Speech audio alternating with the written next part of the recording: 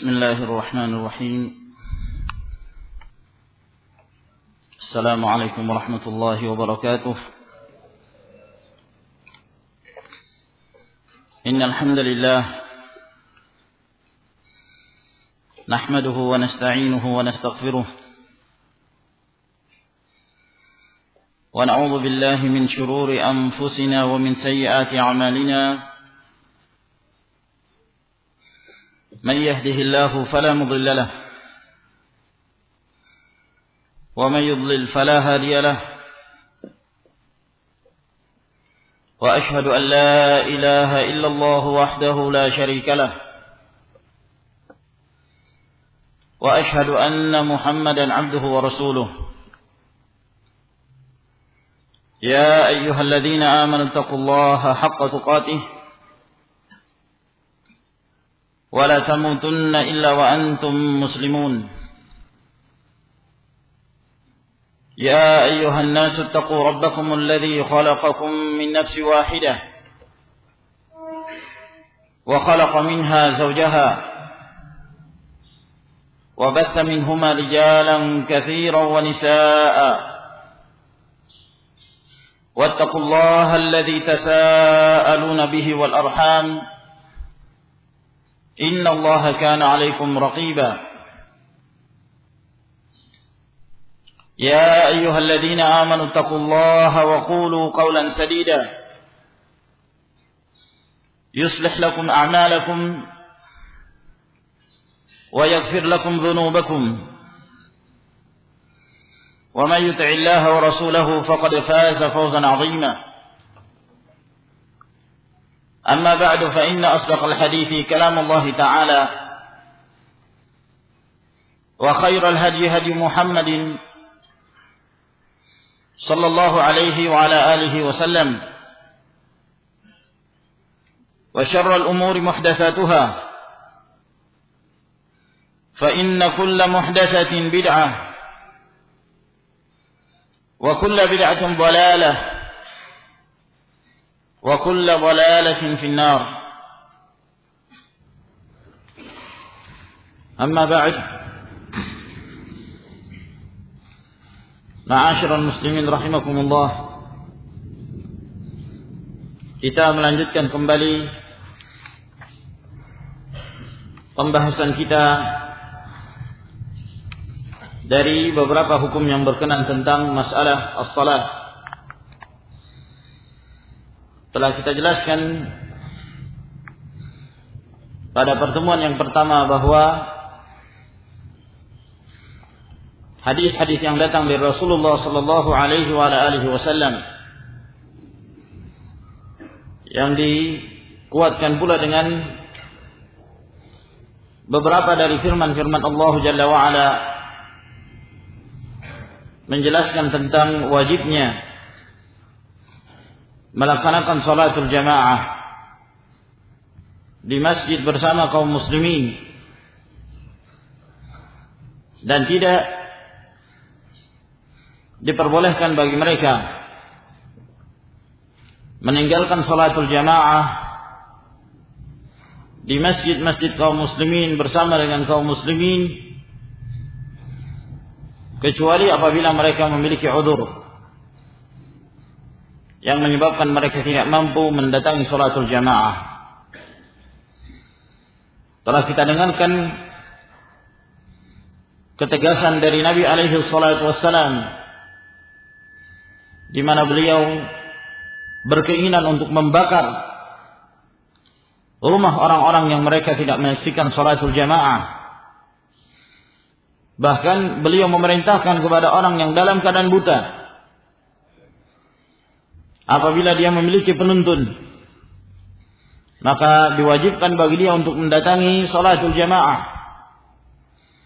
Tidak diberikan keringanan untuk salat di rumahnya, kecuali tentunya bagi seorang yang buta, yang tidak ada qaid, tidak ada yang menuntunnya untuk mendatangi salatul jamaah, sehingga tidak memungkinkan bagi dia melaksanakan salatul jamaah di masjid bersama kaum muslimin, maka ini merupakan rukhsah, keringanan bagi orang yang dalam keadaan buta tersebut untuk tidak menghadiri salatul jamaah. Oleh karena itu Rasulullah sallallahu alaihi wasallam memberikan rukhsah, keringanan kepada Itban bin Malik, sahabat Nabi sallallahu alaihi wasallam yang dalam keadaan buta, untuk salat di rumahnya. Disebabkan karena tidak ada yang menuntun sahabat tersebut untuk berangkat melaksanakan salatul jamaah di masjid. Walhasil ma'asyiral ikhwah rahimakumullah,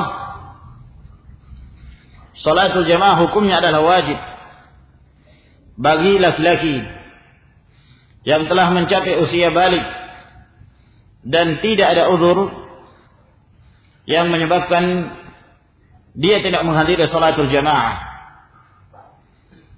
Maka dia wajib hukumnya untuk melaksanakan salatul jamaah bersama kaum muslimin di masjid-masjid Allah Subhanahu wa taala. Barang siapa yang mengerjakannya di rumah dalam keadaan dia punya kemampuan untuk berangkat ke masjid dan tidak ada uzur bagi dia, maka dia telah melakukan dosa yang sangat besar karena meninggalkan kewajiban salatul jamaah tersebut. Walaupun salatnya sah berdasarkan pendapat yang sahih. Sebab Rasulullah sallallahu alaihi wasallam pada saat beliau membandingkan antara salat berjamaah dengan salat sendirian, maka beliau menyebutkan pada salat sendirian tersebut ada satu derajat yang dia dapatkan. Salatul jama'ati afdal min salatil fardi bi 27 darajah. Salat berjamaah tersebut lebih afdal daripada salat sendirian 27 kali lipat. Dalam riwayat yang lain 25 kali lipat dibandingkan dengan salat sendirian. Maka di sini secara isyarah menunjukkan bahwa Rasulullah sallallahu alaihi wasallam menganggap bahwa salatnya orang yang salat sendirian sah, namun tidak bisa dibandingkan dengan keutamaan salatul jamaah yang berlipat-lipat pahalanya yang Allah Subhanahu wa taala berikan keutamaan kepada mereka.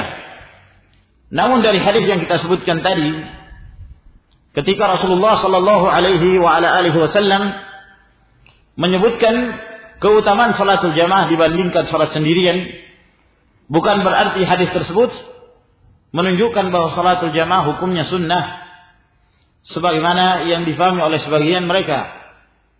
Namun adanya tafdhil, penyebutan keutamaan salat jamaah dibandingkan salat sendirian untuk menjelaskan demikian besarnya ganjaran yang Allah Subhanahu wa taala berikan kepada orang-orang yang senantiasa menghidupkan salatul jamaah di masjid-masjid kaum muslimin. Hal ini seperti halnya firman Allah Subhanahu wa taala, "Bal tu'thiruna al-hayata ad-dunya wal akhiratu khairun wa abqa." Bahkan kalian lebih mendahulukan kehidupan dunia, mengutamakan kehidupan dunia, padahal kehidupan akhirah itu lebih baik dan lebih kekal.